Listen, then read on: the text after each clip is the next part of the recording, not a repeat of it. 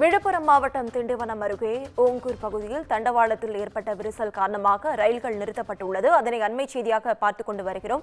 இதுகுறித்த முழு விவரங்களை வழங்க செய்தியாளர் கலிஃபத்துல்லா நம்மோட இணைப்பில் காத்திருக்கிறார். கலிஃபத்துல்லா, வணக்கம். விவரங்கள். வணக்கம் நவீனா.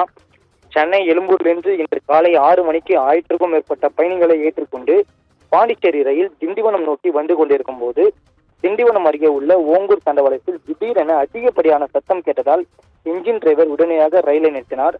இது குறித்து ரயில்வே கட்டுப்பாட்டு அறைக்கு தகவல் தெரிவிக்கப்பட்டது. இதை அடுத்து ரயில்வே ஊழியர்கள் வந்து பார்த்தபோது ரயில் தண்டவாளத்தில் விரிசல் ஏற்பட்டிருந்தது.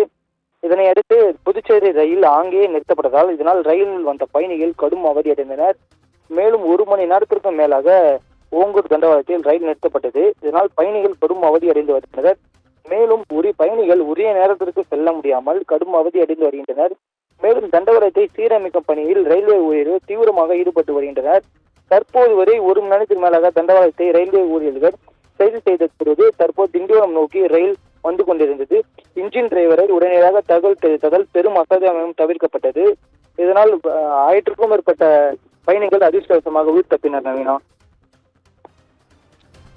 விவரங்களுக்கு நன்றி கலிஃபத்துல்லா.